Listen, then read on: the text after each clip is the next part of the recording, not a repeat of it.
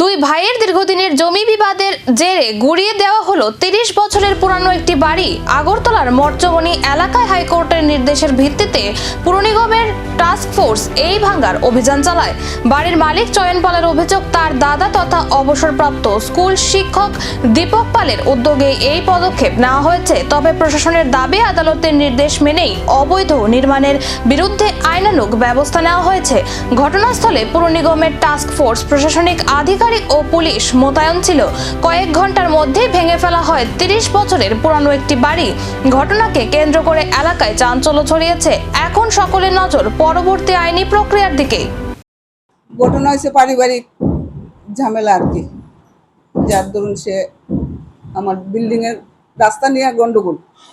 সে জায়গা কিনছে, তার জায়গাতে জায়গা কম দিকে আমার রাস্তাটা দখল করে বিল্ডিং করতে চায়। আমরা বাধা দিছি, তো বিল্ডিং বাধা দেওয়ানে ওই এটার না পারনে ওই বিল্ডিং এ কমপ্লেন করছে। ওনার ছোট ভাই আপন ছোট ভাই, হ্যাঁ হ্যাঁ, ওনার নাম চয়ন পাল।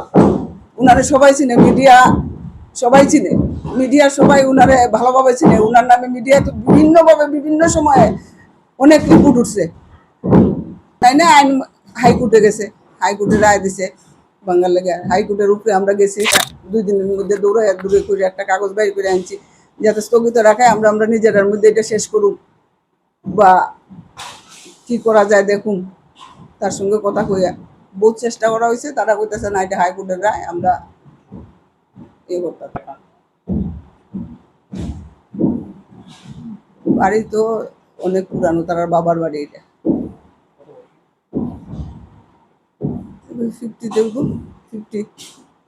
50 জগড়ার ভিতরে গন্ডগোল। তার মধ্যে দুজনের রাস্তা, কে বেশি নিব কে কম নিব। এই রাস্তার জায়গাটা পর্চা আছে, আমাদের রাস্তার পর্চা আছে, তারপরে ওইটার দখল করে সে রাস্তা করতে, বাড়ি করতে চায়। এটাতে আমরা বাধা দিছি দেখা সে আমার বিল্ডিং এর উপরে আক্রোশটা নিছে। দুই ভাইয়ের জমি বিবাদে ৩০ বছরের বাড়ি এখন ধ্বংসস্তূপ। আদালতের রায় কার্যকর হয়েছে নাকি এখনো বাকি রয়েছে আইনি লড়াইয়ের নতুন অধ্যায়, সেদিকেই নজর সকলের।